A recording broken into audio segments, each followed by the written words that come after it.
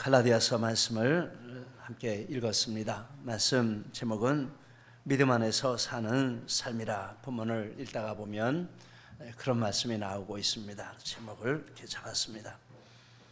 바울 사도께서 베드로 사도의 외식에 대해서 책망을 하시면서 본문에서는 믿음으로 사는 것, 믿음 안에서 사는 것이 어떤 것이냐 하는 것을 말씀을 하고 있습니다.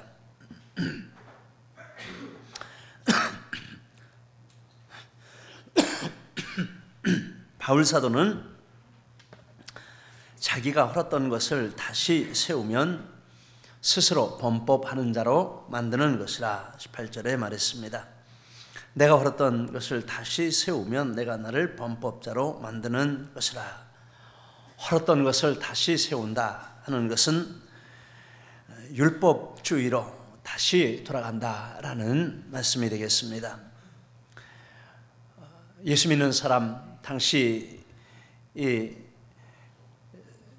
유대인들 중에 예수 믿는 사람은 예전에 율법주의적인 신앙생활을 하다가 그 율법을 버리고 예수님을 믿게 되었는데 다시 율법주의로 돌아간다 하는 것입니다. 그렇게 되면 헐었던 것을 다시 세우는 것이고 이것이 자기를 범법자로 만드는 것이라.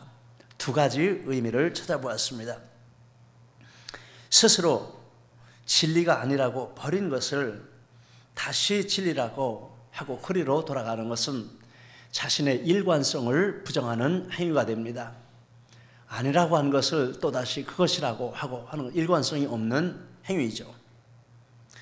베드로는 지금 이방 그리스도인들과 식사를 하다가 그 식사 자리를 피했는데 행동으로 일관성이 없는 그런 행동을 보여주고 있는 것입니다.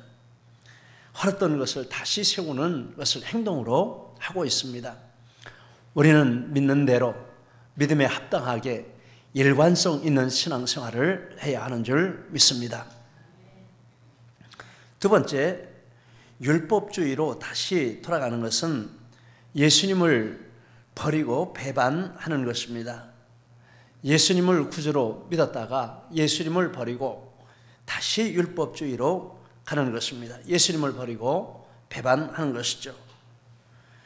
그런데 세상에서 가장 무서운 죄가 있는데 그것은 예수님을 구주로 믿었다가 배반하고 떠나는 것이라 성경이 이렇게 말씀을 합니다.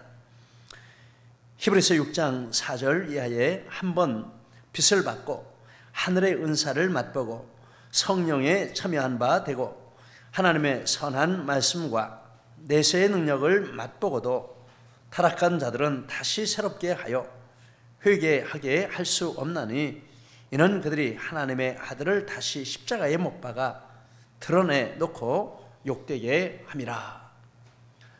예수님을 믿다가 안 믿는 게 무슨 죄냐 이렇게 생각하는 사람도 있겠지만 성경은 이렇게 이것처럼 무서운 죄는 없다 말씀합니다. 베드로서 2장 21절에도 이런 말씀이 있습니다. 의의 도를 안 후에 받은 거룩한 명령을 저버리는 것보다 알지 못하는 것이 도리어 그들에게 나으니라. 참된 속담에 이르기를 개가 그 토하였던 것에 돌아가고 돼지가 씻었다가 더러운 구덩이에 돌을 누웠다 하는 말이 그들에게 응하였도다. 얼마나 더럽고 지저분한 일인지 모르겠다 이렇게 말씀을 했습니다. 성경은 이렇게 예수님을 믿다가 뒤로 물러가고 다른 곳으로 가는 것에 대해서 분명하게 책망을 하고 이것이 가장 큰 죄라 말씀을 하고 있습니다. 예수 믿는 믿음은 전진만 있지 후퇴는 없는 줄 믿습니다. 쓰러져도 앞으로 쓰러지는 것이고 1cm를 가도 앞으로 가다가 앞으로 쓰러졌다가 다시 일어나서 앞으로 가는 것이지 옆으로 쓰러지는 것도 안 됩니다. 뒤로 자빠지는 것도 안 되는 것입니다. 우리는 전진만 있습니다. 우리 함께 저를 따라 해보시기를 부탁을 드립니다. 내 믿음은 전진만 있지 후퇴는 없다. 후퇴는 없다. 할렐루야. 우리 믿음은 전진만 있지 후퇴는 없습니다. 이 믿음은 후퇴가 없습니다. 그 말씀을 지금 이렇게 했습니다. 그리고 바울 사도는 율법에 대해서 말하기를 나는 율법에 대해서 죽었다. 19절에 말씀을 했습니다. 다시 되돌아갈 수 없는 이유죠. 왜냐하면 내가 율법에 대해서 죽었는데 어떻게 다시 율법에 돌아갈 수가 있겠냐? 내가 율법으로 말미암아 율법에 대하여 죽었나니, 이 율법으로 말미암아라는 말은 율법을 지킴으로 구원을 받으려고 했다라는 의미가 들어 있습니다.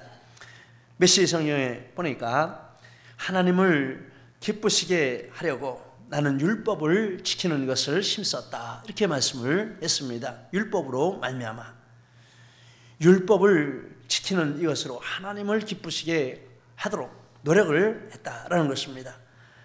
빌립보서 3장 5절 6절에 율법으로는 바리새인이요 율법의 의로는 흠이 없는 자라. 율법으로 하나님을 기쁘시게 하고 하나님께 만족을 얻으려고 하는 사람 나오라 하면 바울 사도가 가장 먼저 나와야 할 사람이라 하는 것입니다. 그런데 그 율법에 대해서 죽었습니다. 율법을 지켜보려고 했는데 해보니까 율법을 완전하게 지킬 수 없었고, 그러니까 율법이 그에게 너는 죽었다 라는 사망 선고를 내린 것입니다. 로마서 3장 20절 율법의 행위로 그의 앞에 의롭다 하심을 얻을 육체가 없나니, 바울 사도의 경험담입니다. 7장 23절 24절 내 지체 속에서 한 다른 법이 내 마음의 법과 싸워 내 지체 속에 있는 죄의 법으로 나를 사로잡는 것을 보는도다. 오라 나는 곤고한 사람이로다. 이 사망의 몸에서 누가 나를 건져내랴. 겉으로 아무리 애쓰고 형식은 지키고 그렇게 하는 것처럼 보이는데 속에서는 죽을 지경이라는 것입니다. 도무지 이게 아닌데 어떻게 내가 율법을 만족할 수가 있나. 속에서 이 영이 죽는다라는 것입니다. 그리고 이렇게 말씀을 했습니다. 7장 10절 생명에 이르게 할 그 계명이 내게 대하여 도리어 사망에 이르게 하는 것이 되었도다. 생명을 이루는 줄 알고 그것을 쫓아가고 지키려고 애를 썼는데 끝까지 가보니까 오히려 그 율법이 나를 죽게 만들었다라고 분명하게 말씀을 했습니다. 율법주의로는 구원을 받을 수 없습니다. 막힌 길입니다. 바울이 이 경험을 했습니다. 그래서 율법으로 말미암아 나는 율법에 대해서 죽었다. 율법을 지켜서 구원 얻으려고 하다가 그 율법이 나를 죽이고 완전히 구원 얻을 수 없는 절망적인 상태로 나를 떨어뜨렸다. 이렇게 말씀을 하는 것입니다. 그런데 또 다른 해석이 있습니다.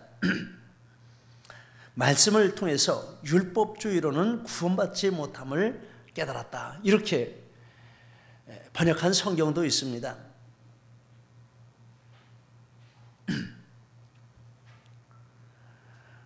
리빙 바이블이 이렇게 번역을 했습니다.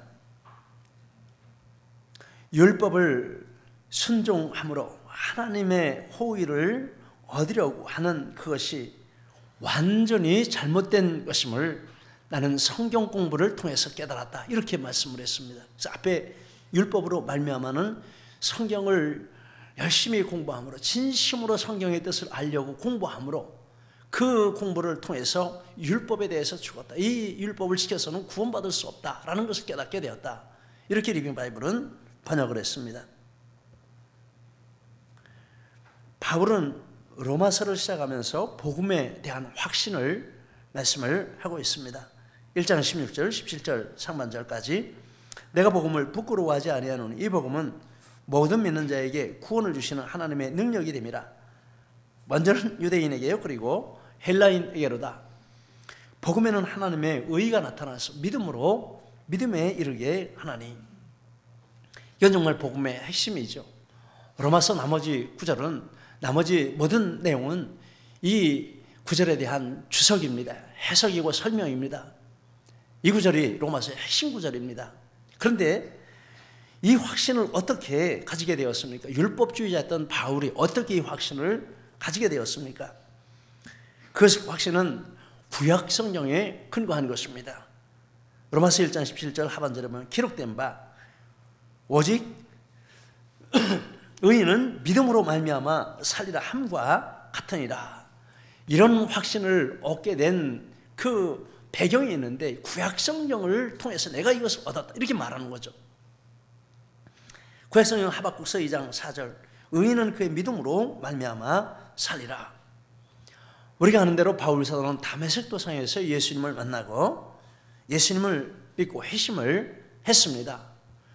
그런데 그것은 영적인 출생일 뿐이지 출생한 이후에 엄청난 과정이 있어야 비로소 한 사람으로 존재하게 되는 것입니다. 근데 이 다메섹 도상의 회심은 영적인 출생이고 그리고 그 후에 바울 사도의 신앙은 굉장히 이렇게 자라나야 하는 부분이 많이 있습니다. 그런데 그렇게 자라나는 과정이 아라비아 3년의 기도와 말씀 연구와 그리고 계속해서 말씀 연구, 묵상으로 말씀을 배우고 깨달으면서 영적인 성장을 이루었다. 이렇게 볼 수 있습니다. 그 대표적인 경우가 로마서 1장 16절, 17절. 구약 성경을 보니 이런 말씀이 있는데 이것을 내가 이렇게 깨달아서 지금 이 말을 하고 있다. 그리고 그 깨달은 말을 한 그 다음에 쭉 16장에 이르기까지 엄청난 깊이의 이런 구원의 진리를 말씀을 하고 있습니다. 그냥 맨머리에서 나오겠습니까? 맨입에서 그냥 자다가 일어났는데 그 말이 나오겠습니까? 엄청난 노력을 한 것이죠. 말씀을 깨닫기 위해서 엄청난 노력을 하고 말씀 붙들고 실험하고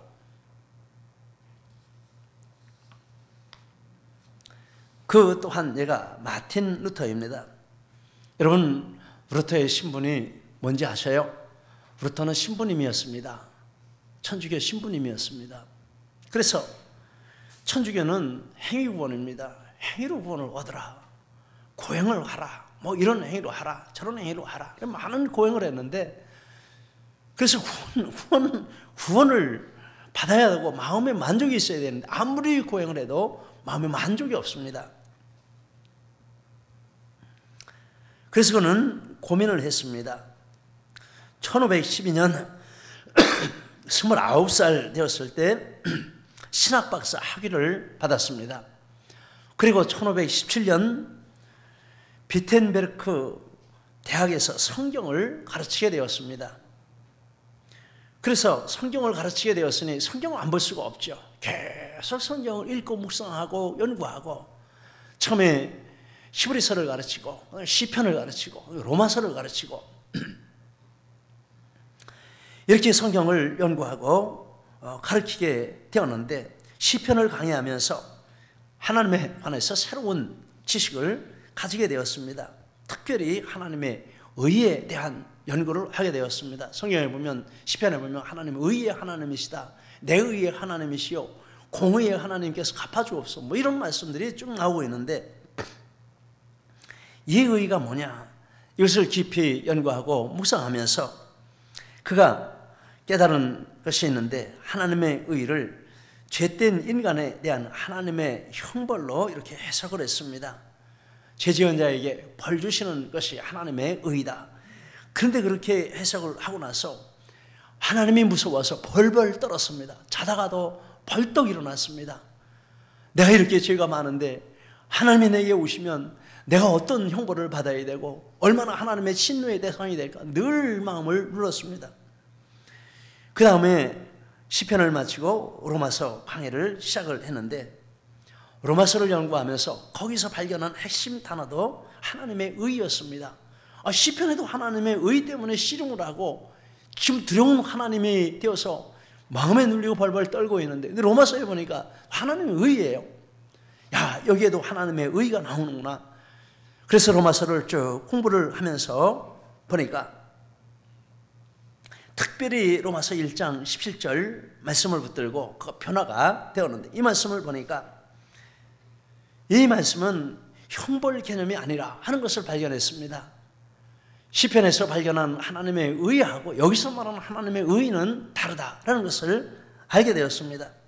여기서 발견한 의는 긍휼과 용서를 베푸시는 하나님의 사랑이고 즉 하나님의 의는 하나님께서 우리에게 요구하시는 의가 아니라 하나님께서 성취하신 의이고 죄인인 우리에게 선물로 무조건적으로 주시는 의이고 그것을 믿는 것이 바로 믿음이다 하는 것을 깨달았습니다.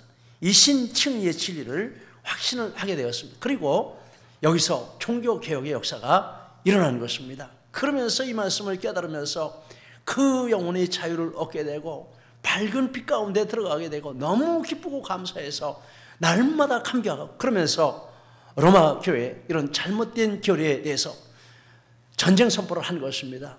이렇게 수많은 사람들이 지금 잘못된 이런 사상에 갇혀 있는데 하나님의 말씀대로 믿게 해야 되겠다. 이것이 종교개혁의 시초가 된 것입니다. 종교개혁은 말씀을 깨달은 거기에서 시작이 된 것입니다.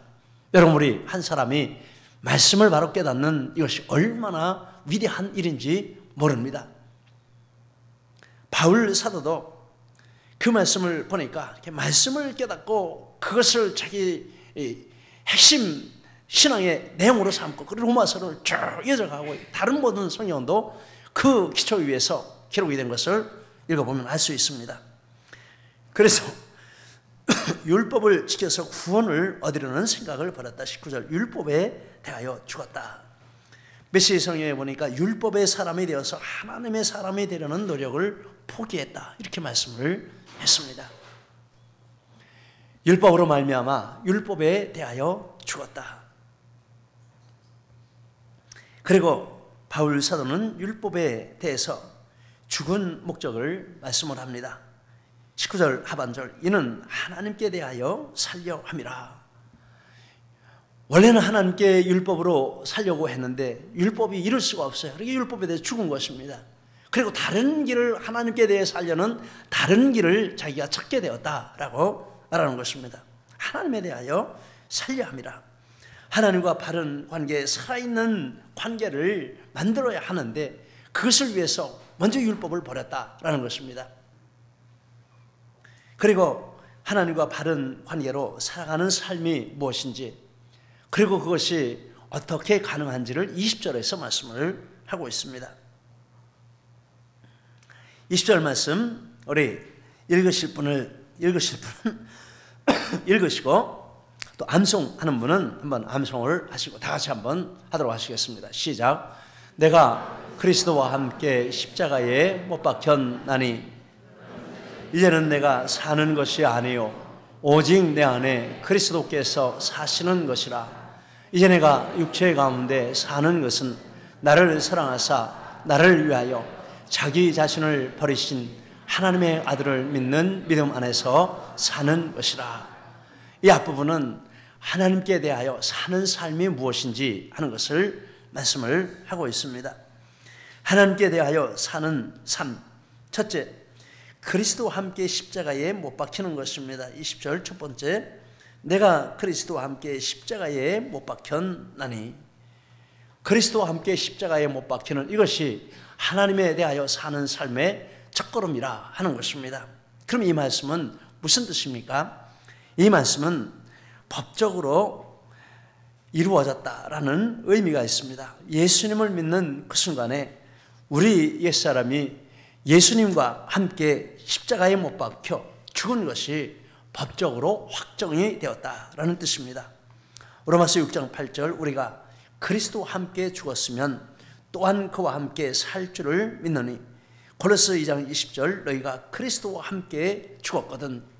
여러분, 예수 믿는 그 순간에 우리 옛사람이 십자가에 예수님과 함께 죽은 그것이 법적으로 확정이 된다라는 것입니다. 이것을 분명하게 아시기를 바랍니다. 그래서 이 말씀을 하는 것입니다. 너희 옛사람이 이미 죽었다. 두 번째 뜻이 있습니다. 법적으로 확정된 옛자의 십자가의 죽음을 믿음으로 받아들인다라는 뜻입니다. 내가 그리스도와 함께 십자가에 못 박혔다. 그것은 내가 믿음으로 받아들인다라는 뜻이죠. 로마서 6장 10절, 그가 죽으심은 죄에 대하여 단번에 죽으시며 그가 살아계심은 하나님에 대하여 살아계심이니 이와 같이 너희도 너희 자신을 죄에 대하여는 죽은 자요 그리스도 예수 안에서 하나님을 대하여는 살아있는 자로 여길지어다. 그렇게 믿으라라는 것이죠. 믿음으로 이거 받아들이라. 이미 예수님과 함께 죽은 것을 받아들이고 예수님과 함께 산 것을 믿음으로 받아들이라. 법적으로 이루어졌으니 그것을 내가 이제 믿으라라는 뜻입니다. 여러분 믿으시기를 축원합니다. 아무리 법적으로 이루어졌어도 믿지 않으면 내 것이 될 수 없는 것이죠. 그리고 세 번째, 법적으로 확정된 옛자의 죽음을 삶에 적용시킨다라는 뜻입니다. 영어 성경에 보면 십자가에 못 박혀 죽었다라는 것을 과거 믿는 그 순간서부터 계속되는 행위로 이렇게 나타내고 있습니다. 즉 그것이 이제 내 삶 가운데 삶으로 나타난다라는 뜻입니다. 그런데 헬라 원 단어도 그런 의미를 가지고 있습니다. 못 박혀 죽고 그것으로 끝나는 것이 아니라 그 죽은 상태가 계속해서 유지가 되어서 지금까지 오고 있다. 이런 의미가 그 단어에 나타나 있습니다.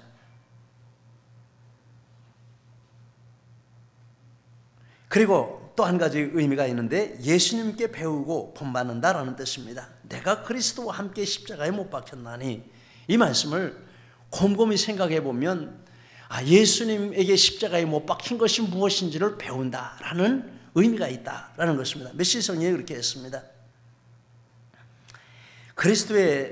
그리스도는 이 십자가에 못 박힌 것을 어떻게 실천해야 하는지 그것을 보여주고 또 그 능력을 나에게 부어준다. 나는 완전히 십자가에 못 박힌 예수와 함께 나를 동일시한다. 이렇게 말했습니다. 예수님과 함께 십자가에 못 박혔다는 것은 예수님이 십자가에 못 박힌 그것을 보고 같이 그 옆에서 배우고 본받고 그렇게 실천한다, 따라간다, 이런 의미가 있습니다. 마태복음 11장 29절 나의 멍에를 메고 내게 배우라. 소가 일을 배우는 방법이 있는데 잘 숙달된 소하고 숙달되지 않은 소하고 같이 결의를 메워서 계속 일을 시킵니다. 그러면 이 소가 배우는 것이죠. 십자가를 지는 방법도 완전하게 십자가에 죽으신 예수님과 함께 십자가에 못 박힘으로 말미암아 예수님에게 배운다라는 뜻이 있습니다. 이 네 가지 의미가 본문에 담겨 있습니다. 여러분, 우리는 네 가지의 뜻에서 예수님과 함께 십자가에 못 박힌 줄 믿습니다. 그렇습니까? 법적으로 못 박힌 것이 확실합니까? 그것을 마음에 믿으십니까? 내 삶에 적용하십니까? 그리고 계속해서 십자가에 못 박혀 죽으신 예수님을 보면서 어떻게 내가 죽어야 하는지 계속해서 예수님의 십자가를 보고 배우고 있습니까? 이게 예수님과 함께 십자가에 못 박혔다라는 말의 뜻입니다. 이렇게 할 때 하나님께 대해서 사는 삶이 시작이 된다라는 것입니다. 십자가에 못 박혀 죽은 다음에 어떤 일이 일어났습니까? 이제는 내가 사는 것이 아니라 20절 두 번째 문장, 그런즉 이제는 내가 사는 것이 아니요. 이 말씀은 옛 가치관이 더 이상 삶을 주장하지 못한다라는 뜻입니다. 메시지 성경에 내 자아는 더 이상 중요한 것이 아니라 내가 사람들에게 잘 보이고 멋있어 보이고 이런 것이 더 이상 내게 중요하지 않다. 하나님에게도 멋져 보이는 것이 내게 중요하지 않다. 왜 우리가 속으로 고통하고 번민하고 낙심합니까? 옛 자아가 그렇게 만드는 것입니다. 다른 사람들에게 잘 보이게 하려고, 성공해 보이게 하려고, 좋은 것을 가지고 있는 것처럼 보이게 하려고 옛 자아에 끌려가니까 늘 낙심하고 상처받고 시기하고 미워하고 이런 삶이 오는 것입니다. 그런데 바울 사도는 내가 옛 자아에 대해서 죽었다, 이렇게 말씀을 하는 것입니다. 같이 하나님을 믿으면서도 스데반에 대해서 시기하고 예수 믿는 사람들에 대해 시기했습니다. 옛 자아가 살아있으니까.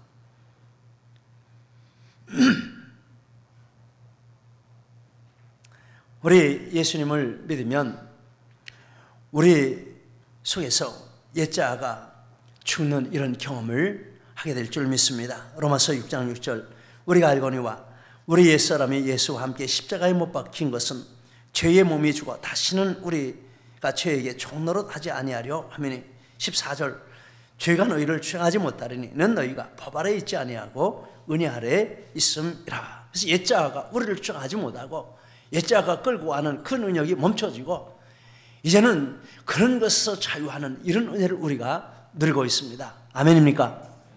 예전에 좋아하던 것이 좋지가 않습니다. 예전에 갈급하던 것이 이제는 별로 관심이 없습니다. 왜 그걸 좋아했지? 왜 그걸 따라갔지? 정말 헛되는 것을 내가 따라갔구나. 옛자가 나를 더 이상 추앙하지 못합니다. 얼마나 감사한 일인지 모릅니다. 그리고 내 안에 그리스도께서 사시는 삶이 시작이 됩니다. 20절 세 번째, 오직 내 안에 그리스도께서 사시는 것이라. 예수 그리스도가 내 주인이 되셔서 내 삶을 이끄시고 내 삶을 이끄시는 삶을 사는 일이 일어나는 것입니다. 우리가 그런 줄 믿습니다. 성경이 이렇게 말씀합니다. 로마서 14장 7절 8절, 우리 중에 누구든지 자기를 위하여 사는 자가 없고 자기를 위하여 죽는 자도 없도다. 우리가 살아도 주를 위하여 살고 죽어도 주를 위하여 죽나니 그러므로 사나 죽으나 우리가 주의 것이로다. 기쁩니다. 또 있습니다. 빌립보서 1장 21절, 나의 간절한 기대와 소망을 따라 아무 일에든지 부끄러워하지 아니하고 지금도 전과 같이 온전히 담대하여 살든지 죽든지 내 몸에서 그리스도가 존귀하게 되게 하려 함이니 이는 내게 사는 것이 그리스도니 죽는 것도 유익함이라. 예수님이 내 삶의 주인이 되셔서 어떻게 하면 주님을 기쁘시게 할까? 이게 내 관심사가 됩니다. 옛날에는 세상적으로 성공하고 잘 사는 사람이 부러워서 그것 때문에 마음이 불편했는데 이제는 그게 손 놨습니다. 지금은 부러운 대상이 바뀌었습니다. 예수 잘 믿는 사람이 부러워요. 어떻게 저렇게 예수 잘 믿지? 어떻게 저렇게 헌신하지? 어떻게 저런 상황 가운데서 기뻐하고 찬송을 부르지? 정말 부럽다. 나도 저렇게 살면 너무너무 좋겠다. 이 말씀이 우리 가운데 이루어집니다. 예수가 내 안에 사시는 삶이 이루어집니다. 할렐루야. 할렐루야. 좀 크게 아멘 해주세요. 너무 좋지 않습니까? 할렐루야. 예수가 내 안에 사셔. 이게 하나님에 대해서 사는 삶입니다. 십자가에 못 박혀 내 옛자가, 그래서 옛자가 나를 주장하지 못하고, 그리고 이제 그리스도께서 내 안에 계셔서 내 중심이 되시고 나를 이끌어 가시는 이런 삶, 이게 하나님에 대해서 사는 삶이라. 그러면 이 삶이 어떻게 우리 가운데 이루어집니까? 믿음으로 사는 삶이라 말씀을 했습니다.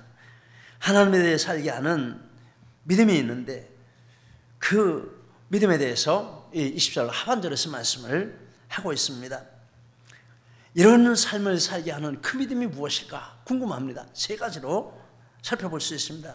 첫째, 예수님을 하나님의 아들로 믿는 것입니다. 20절 맨 마지막 문장, 하나님의 아들을 믿는 믿음 안에서 사는 것이라. 말이 무슨 뜻입니까? 하나님의 아들을 믿는다. 그 믿음으로 산다. 근데 하나님의 아들을 믿는다라는, 하나님의 아들이라는 말은 몇 가지 근본적인 뜻이 있습니다. 첫째는 하나님이신 예수님이 사람이 되셨다. 예수님이 본래 하나님이신데 성육신하셨다. 사람의 몸을 입으셨다라는 뜻입니다. 마태복음 1장 21절 이하에 보면 아들을 낳으리니 이름을 예수로 하라. 그런데 그 이름을 임마누엘이라 하라. 예수는 구원자라는 뜻이고 임마누엘은 하나님이 사람이 되셔서 우리와 함께 계시는 분이시다. 이런 뜻입니다. 하나님의 아들은 하나님의 사람이 되시는 것이라 그 말씀입니다. 빌립보서 2장 6절 7절, 그는 근본 하나님의 본체시나 하나님과 동등됨을 취할 것을 여기지 아니하시고 오히려 자기를 비워 종의 형체를 가지사 사람들과 같이 되셨다라고 말씀을 했습니다. 하나님의 아들이라는 말씀의 또 하나의 뜻은 부활하셨다라는 뜻입니다. 사도행전 13장 33절, 하나님이 예수를 일으키사, 부활시키사 우리 자녀들에게 약속을 이루게 하셨다 함이라. 시편 2째 편에 기록한 바와 같이 너는 내 아들이라 오늘 너를 낳았다. 아들이라 하는 말씀, 너를 낳았다 하는 말씀을 예수님의 부활에 적용을 시켰습니다. 예수님이 하나님의 아들이라 하는 것은 예수님이 사망과 세를 물리치시고 부활하셨다라는 뜻입니다. 하나님의 아들의 또 하나의 뜻은 예수님의 승천을 가리키고 있습니다. 히브리서 1장 3절 이하에 높은 곳에 계신 지극히 크신 이의 우편에 앉으셨느니라. 하나님께서 어느 때 누구에게 너는 내 아들이라 오늘 내가 너를 낳았다. 나는 그에게 아버지가 되고 그는 내게 아들이 되리라 하셨느냐. 승천하시는 것을 말씀하시면서 너는 내 아들이라 오늘 내가 너를 낳았다. 이렇게 말씀을 했습니다. 그래서 하나님의 아들을 믿는다라는 말은 예수님이 이런 분이신 것을 믿는다라는 것입니다. 하나님이신데 사람이 돼서 이 땅에 성육신해서 오신 분이라 이것을 믿는다라는 뜻입니다. 이분이 사망 권세를 이기고 부활하셨다라는 것을 믿는 것입니다. 이분이 승천하셔서 하나님 우편에 앉으셨다라는 것을 믿는 것입니다. 우리는 예수님을 이렇게 믿습니다. 할렐루야. 그리고 하나님이 20절 밑에서 두 번째 문장에 보면 예수님이 나를 위하여 자기 몸을 버리신 것을, 나를 위하여 자기 자신을 버리신 하나님의 아들을 믿는다. 나를 위하여 자기 자신을 버리신 것을 믿는다. 이것은 십자가를 가리키는 말입니다. 예수님이 나를 위해서 십자가의 대속의 죽음을 죽으셨다. 예수님을 믿을 때 이 내용들이 예수님을 믿는다라는 말의 핵심입니다. 예수님의 성육신, 예수님의 십자가, 예수님의 부활, 예수님의 승천, 이것을 분명하게 믿을 때 하나님에 대하여 사는 역사가 나타난다라는 것입니다.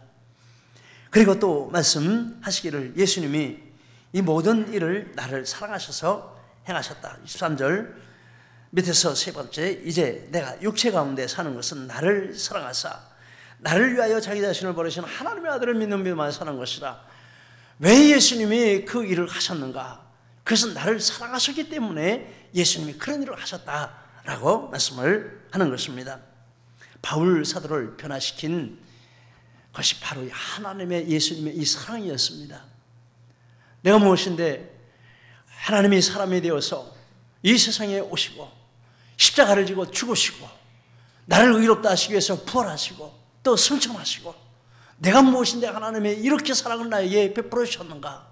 그것이, 그 사랑이 그에게 부닥쳐 올 때 완전히 새로운 사람이 되고 변화되는 이런 역사가 일어났습니다. 사랑은 사람의 사랑이라도 사람을 변화시킵니다. 정말 어떤 사람의 진실한 사랑을 받을 때 그 사람은 어떤 환경에서도 망하지 않고 넘어지지 않고 잘못된 선택하지 않습니다. 나를 이렇게 사랑하는 사람이 있는데 나는 망할 수가 없어, 나는 잘못되게 살 수가 없어, 반드시 일어나고 새롭게 되는 역사가 사랑 가운데 들어있는 것입니다. 그런데 하나님의 사랑을 이렇게 받았으니 얼마나 달라지겠습니까? 고린도서 5장 14절에 이렇게 말씀합니다.